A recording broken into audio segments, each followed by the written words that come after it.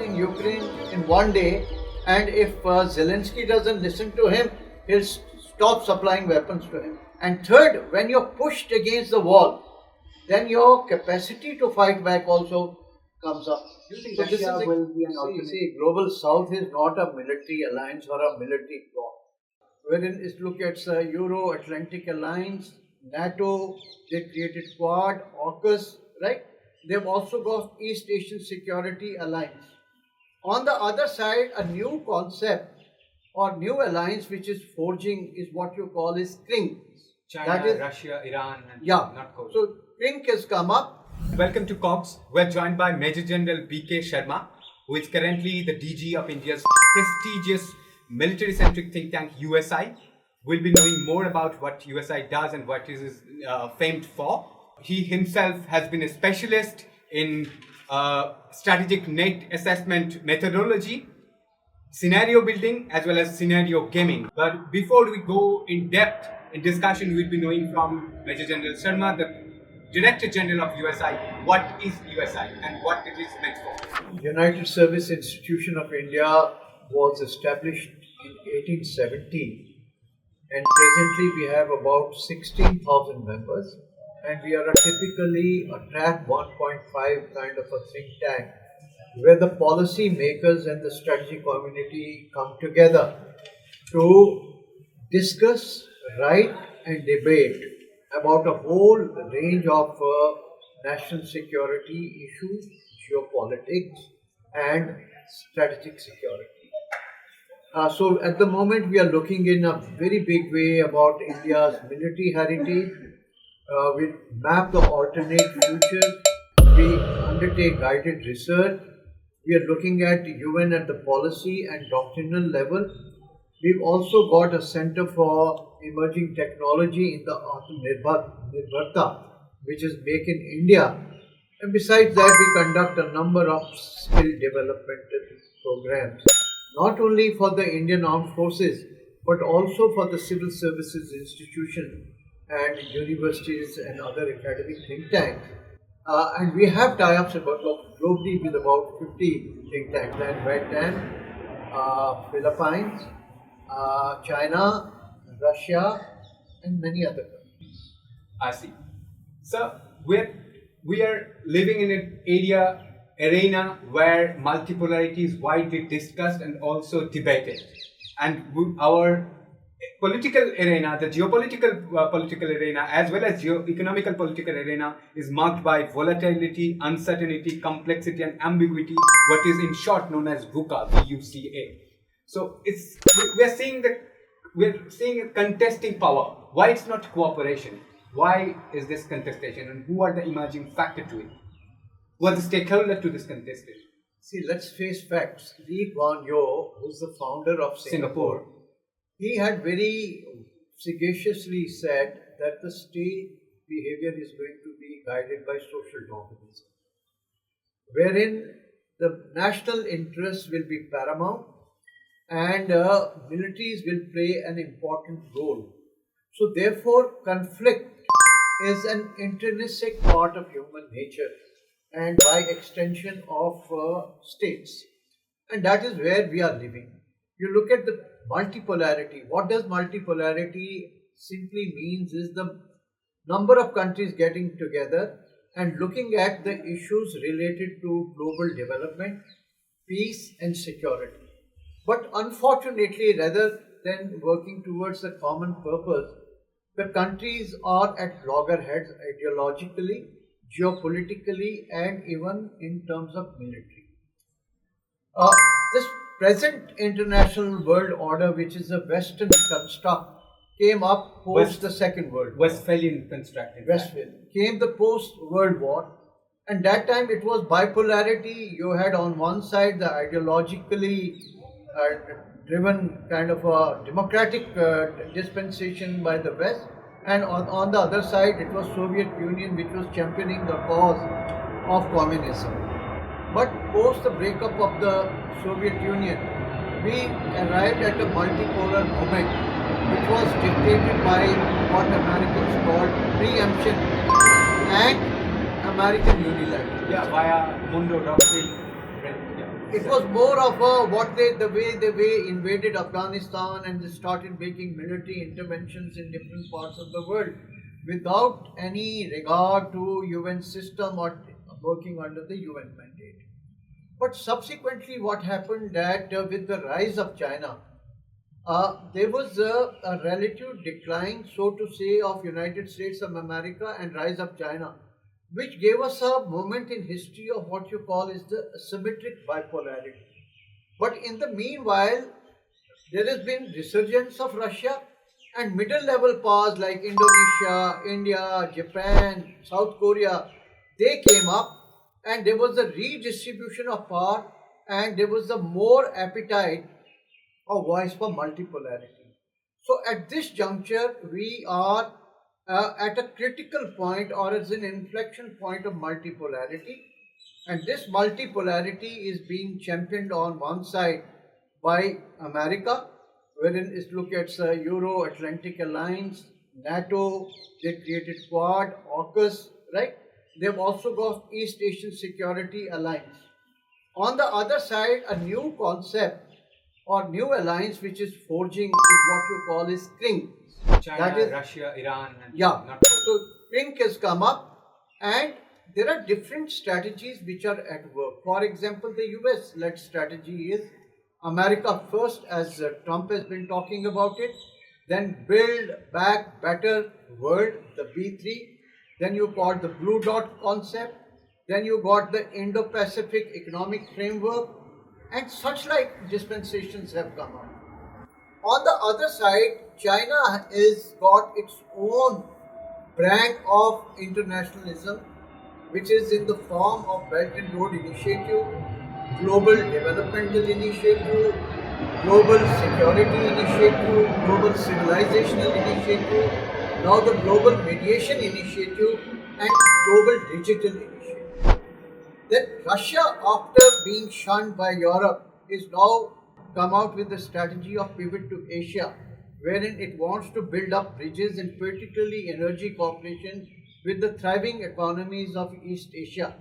And the operational part of that strategy is going to be operationalization of North-South corridor on one side, Vladivostok-Chennai corridor, and the operationalization of northern sea routes, capitalizing on the energy resources of Arctic region. So these are different competing strategies which are at work, and it is acquired the dimension of what you call is a zero-sum game. So what people or the political pundits say that we have entered an era of what you call zero-sum great game, the new great game of the 21st century. I see. So you mentioned that Vladivostok to Chennai corridor. We have also seen the arch for diverting and diversifying the supply chain, which is traditional way accustomed, and the countries are pretty fine with. We have seen how the Houthis has changed the drastic travel and the traffic across the Red Sea. So do you think is Global South secured for those sort of arrangements for making alternative? See, Global South is a very, very generic term. Global South is not a small geographical entity. It's so widely spread from, say, India or China on one side, and you have Brazil, Argentina on the other side. So, on the whole, what is happening, whatever is happening in Red Sea area, it is very badly affecting the global trade. For example, whatever happened in Ukraine, it adversely affected the flow of grains and fertilizer to the rest of the world. Right? Similarly, the trade that is flowing through the Red Sea is going to affect the entire globe. Now, while the rich countries may have the wherewithal to absorb some of these adverse effects, but the global south countries which are dependent on these trade, for example, country like Bangladesh, which is dependent on all the cotton and the garment trade, these countries, or for that matter, energy supply, these countries are going to get worst affected because they do not have the resilience to absorb these kind of global strategic shocks. So definitely with these conflicts, global south gets affected. I think you really need some fortune teller to depict or to predict the behavior of Trump. The most The flashpoints from those regions. the most predictable thing about Trump is his unpredictability. Yes. Right? So there are many things which he has thrown in the air. For example, he said even on European countries and Mexico and Canada is going to put a tariff of 15%. Right? Which are, Trade war 2.0. yeah. Similarly, he says he'll impose a trade of nearly 60% minimum on China. That's one. Secondly, he says he can finish this war in Ukraine in one day, and if Zelensky doesn't listen to him, he'll stop supplying weapons to him. And he's also talking about, hobnobbing with the Israelis in regard to targeting the nuclear assets of Iran. So there are so many unpredictabilities about him. But what appears to me certain that as far as West Asia is concerned, he is going to hold hand of Israelis and is not going to let go on Iran or its proxies. In fact, you should expect a more hardened stance from Trump administration on West Asia in favor of Israel. So there's no possibility of JCPOA sort of futurist. JCPOA is out of the reckoning unless something very, very dramatic happens. In fact, last time he was ready to have talks of break bread with North Korean president than to talk to Iranian. Yeah. So I don't think on JCPOA he's going to relent. I think he's going to push the pedal more hard in having that maximalist campaign against Iran. Sir, you are a specialist of strategic net assets management, which is a very topical and identical topic of military academia. How do you look at America's sanction politics as well as arms supply to the other nations? Say, for example, Ukraine. Does it have a boomerang effect? Is it biting back US? See, America is too big a country to be affected by these things, right? Firstly, as far as economic sanctions are concerned, it is the most powerful tool in the tool kit list of United States of America, which it has used against number of countries, including India, when we did the nuclear test. But I think it is running its steam out, because rest of the world is now understood that it is not only affecting the target country, but it is affecting rest of the world. And the world is finding ways and means to circumvent the effect of economic sanctions. For example, we look at Russians. They definitely are going for third country kind of a trade, and they had already worked in anticipation how to mitigate the effects of these economic sanctions. And Russian economy, though has suffered, but at the same time, it is the most thriving economy of Europe. Same is the survivability of Iran.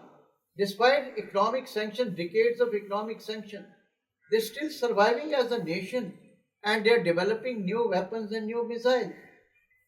Likewise, so both are surviving. Iran and Russia both are rushing on adrenaline, or what sort of? No, it is because of the inherent strengths. Everything is not dependent on economic sanctions. For your day-to-day needs, for example, you look at Russia, but they are flush with the food resources, with energy resources. There are alternate markets to take those resources. China is buying their energy. We become today the number one importers of those resources. So there are markets which will never be drying up. Similarly, you look at $400 billion worth of dollar deal that Iran has with China, right? So that is again, they have some kind of a currency swap between their Iranian currency and yuan. So these are the kind of ways and means which nations are finding out to circumvent the sanction. And maybe sooner or later, America will understand the limitations of these economic sanctions.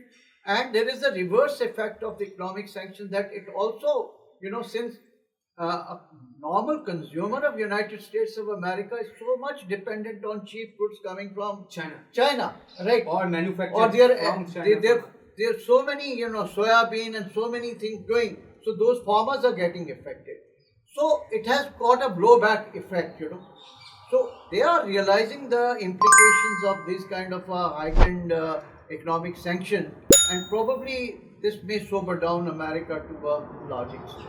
So you just mentioned strength when you're talking about the defensive capacity of Russia, as well as in Russia it's offensive capacity and in Iran it's a defensive capacity. So where this strength comes from? Is it a sense of hypernationalism? Is it a concept for deep state? No, no. You see, these are civilizations. Russia is a very, very old civilization, and they have survived many invasions in the past. They survived Mongols. They survived later on Napoleon's invasion. Then Hitler Yeah, but invaded. winter set him. It is And that the too in Russian winter. And then they were, despite from a certain existence, a sort of problem of existence of Soviet Union, they bounced back, and they were the first to enter Berlin. Right? They changed the tide of the Second World War. So these countries, one is the civilizational DNA, and second is a very deep sense of national pride. And third, when you're pushed against the wall, then your capacity to fight back also comes up. So this is exactly what is happening to Iran and Russia and the other. Russia. So they are sort of rebellion of this era. So it's a capacity, inherent capacity for self-preservation, which brings, unlocks the internal energy, collective energy of a nation to bounce back. Look at what happened to Vietnam, right? Yes. Small nation, they have fought against China, Guerrilla warfare and French, tactical. Yeah. against United States of America, and today it is one of the most thriving Successful economies economy. of East Asia. And they're importing from the both. The air defense from the both. The US is going there, the Russia is there. Yes, sir. So, would you say something, since we're talking about the defensive capacity and defensive instrumentalization? Do you think Russia will be capable to arm global South nation? Because America has a cost, and sometimes it, end up into uncalculated misery. Do you think Russia will be an alternative? See, global South is not a military alliance or a military bloc. There are countries who are fighting with one another. There are countries who are aligned with one bloc or the other. So, that being what it is, I don't think Russia has the wherewithal to be a defense exporter of this magnitude. So, for the reason that presently they need weapons for fighting Ukraine, they need to build up their own reserve. That is why they're taking help from a country like North Korea, not only in terms of 10,000 troops, but also rockets and guns and many other systems. Ammunition. So I don't think Russia at this stage is, in a position to meet even contractual obligations towards India. Then what to talk about arming the rest of the global South? So that is my take on this, and global South will remain dependent on multiple suppliers of arms. So we've seen recently the development from Chad, Niger, and all, how US is getting a big backs from those nations. So that is an advantage from Russia, isn't it? It is maybe in the long term, if Russia is able to bounce back and it is able to re-energize its defense industry, it can become a large importers of arms and ammunition. But let's see, today China is a very big exporter of arms and ammunition. If there is any country that has the capacity to arm the majority of the countries of global South, it is China. And then look at India. Suppose our Atmanirbharta, it succeeds, right? We are able to energize our R&D and defense production. The India generation. We have a target of $5 billion US of export of weapons and military equipment in next 1 decade. So India is also going to be a major exporter of arms and ammunition tanks. Yeah, we have seen, sir, for Kalashnikov, we have a partnership with Russia. But don't you think, sir, India has more to explore with Russia? So we are already doing, earlier our dependence on Russia was to the 60%. tune of, I think it was more than 80%. Then it came down to a figure of 64%. And it is further shrinking, right? Presently, whether it is our frigates, whether it is your nuclear submarine, whether it is your some of your tanks, your helicopters, your what you call is the new generation combat aircraft, we're still dependent on Russia to a large extent, and that dependency is going to be there. But at the same time, like any other powerful country, we are trying to diversify. And the important countries in that diversification endeavor is United States of America, France, and Israel. I see, sir. So you have been a specialist of scenario building. If you could tell us how is this scenario you look as when it comes to contestation and multipolarity? See, it's a very difficult question, but what is contested multipolarity? I have already explained to you, right? Now, how do you make? Do you think the G77 or the expanded version, suppose there is 130 plus nation in the global south, do you think they're each fighting for multipolarity or each fighting for national interest, for their capital's interest or the incumbents' interest? See, firstly, everybody wants the national interest. That is primary. But within that, what they call is the bind to balance. Then you bind with other like-minded nations where there is a convergence of your national interest, and you have certain kind of coalitions, groupings, like you have Shanghai Cooperation Organization, BRICS, you have ASEAN, you have Association of what you call African Union, AU. You have organization of Also other American states and such like. These are all interest-based organizations which come up. So they are going to preserve their own, promote their own national interests and join those groupings, align and realign based on their national interests. See, it's very difficult to form a very homogeneous, a very, very clear picture about these networks. But definitely, these are regional networks. For example, the drug production and drug trafficking in Latin America is basically meeting the requirements of Latin American continent per se. Mostly it is America, Canada, these are countries which are consumers there. So one of the biggest problem of that region is drug lords, drug mafias, drug production, drug trade. Then there is organized crime which also acts in tandem, and that affects the local economies, which affects the governance, which causes the political instability. And these countries are not very rich.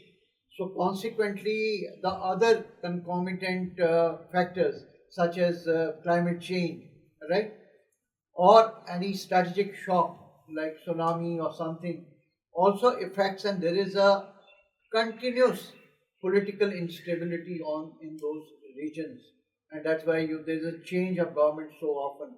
So that is the problem of Latin America, and this group of 77 countries, which in 134 countries, there are vast differences there between these countries. For example, between Mexico, Brazil, and Argentina, there are problems. Another major problem there, because people are not able to provide livelihood.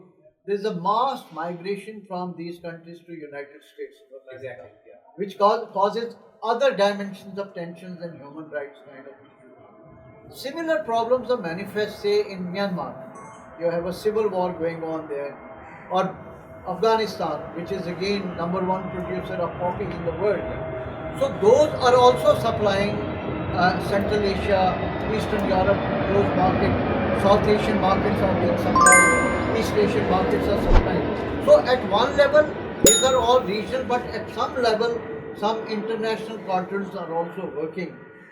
So we have to look at it both the levels. So you just mentioned Central Asia, where you have spent a considerable time as India's defense attaché. You have been to different geographies of Central Asia. What sort of issues in terms of defense you think, and what sort of societal problems they face you think? See, firstly, one major problem. How long you have been there in Central Asia? I was there for more than 3 years, and I keep visiting almost every year. Okay. See, these are all clan-based societies, And in country like Kazakhstan, there are more than 20% Russians there, right? And then there are intra-ethnic problems, there are inter-ethnic problems which are there. For example, you see the clashes in Fargana Valley between Uzbeks, Tajiks, and Kyrgyz. There have been clashes in the area of Osh, and there have been so many fatalities there due to those clashes. So, one is the inter-ethnic harmony, which is a very important problem there. Second is most of the borders in these countries were artificially drawn, what you call It's is not demarcated and Stalin's cartographic overdrive. They created artificial entities cutting across the geographical boundaries and ethnic profile. So there are enclaves today within each other's country, the access becomes a problem.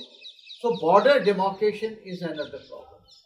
Third thing is drug trafficking. It's the most popular conduit for drugs, right, from Afghanistan to Eastern Europe. Then its periphery itself is in a ferment. You have a problem in Xinjiang about Uyghur. And another problem is, the climate change is affecting there. yes. You have Aral Sea, Caspian Sea. Now they have a water shortage problem. They have a problem of irrigation. All these problems cumulatively, both traditional security threats, non-traditional security threats, are causing stresses and strains in certain Central Asian economies. I see, sir. Do you think, sir, since you frequent Russia and you represent India at a global stature like Balzai Club and the other global conferences, do you think Russia is really interested, or do they have the capacity to look after Global South and then making them a business partner or a partner of development? See, Russia, we should not overassess Russia's capabilities to do anything towards Global South. I'm of the opinion that as long as they are able to take care of their own country, the Caspian region, which is again going through degrees of problems. You see what Supply happened chain in of food, Azerbaijan, fertilizer. Armenia. There's something which is happening in Georgia. There's a lot of resentment. Yes. So Russia's number one concern would be to remain stable as a country and to have its influence, reclaim its influence in Caucasus and Central Asian Republic, and hedge against any adverse effect from a Talibanized Afghanistan. This is their immediate concern. Subsequently, they may, if they are able to economically grow, they may have a reach out to other global south countries like India, Bangladesh, and countries like that. For example, they wanted to create nuclear reactors in Bangladesh, right? Yes, it's Rupur and the second one is Odisha. They wanted to lay a pipeline in Pakistan. They're actually having so many nuclear reactors here in India.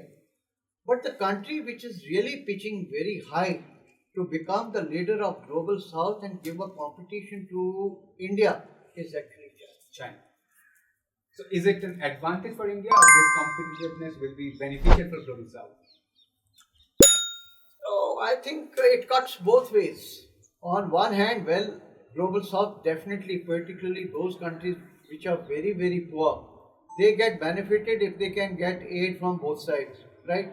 Because in this competitive aiding business, those countries, everybody will try to sort of keep them in good humor. Yes. So it is overall in the interest of Global South.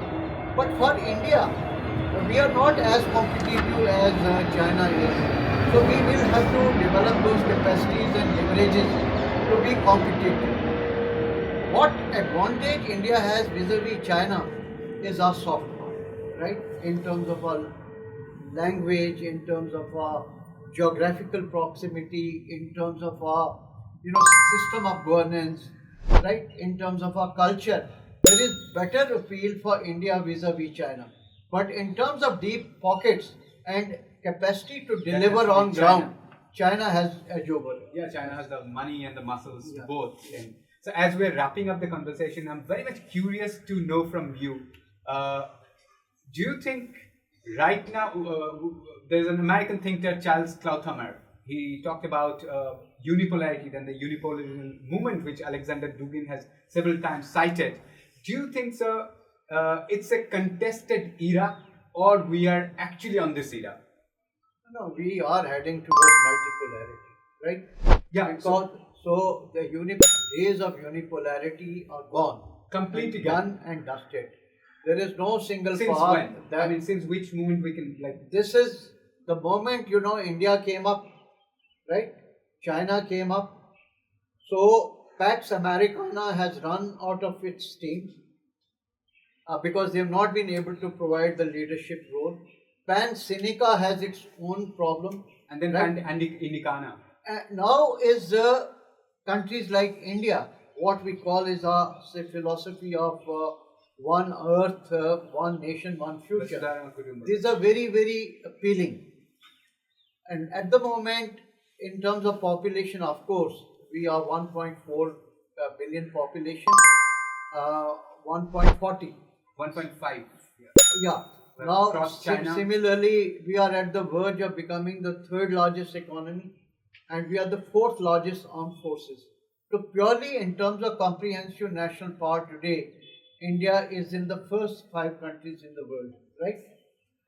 So I would say that India is going to be one of the important vector in that multipolarity, and we have the potential and opportunity to champion the cause of global south more than China.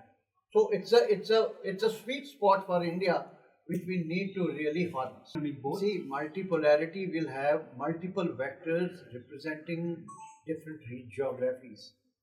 Latin America, for example, you have Brazil, which is a very powerful economy, right? But there are problems they're having from Argentina and Mexico. Yes. So they have to sort of iron out those problems with them. Within Africa, 2 countries, Nigeria and South Africa, they're very powerful. But there are other countries which are not amenable. Similarly, in Europe, Germany is a country, right, which is emerging because it is out of that power calculus of the UN.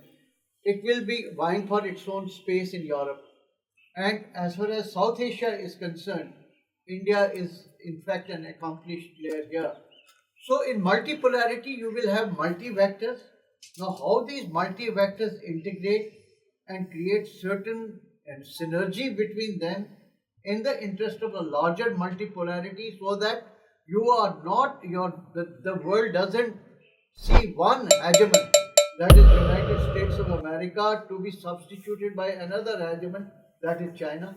So therefore, this kind of a networking and this kind of a collaboration will become extremely crucial to see multipolarity in true spirit. And European Union is another vector in that part of the world which will play an important role. Thank you for watching us in this special conversation of Southex by COGGS. We were having Major General B.K. Sharma, who is incumbent Director General of USI, India's defense-centric think tank headquartered in New Delhi. Thank you.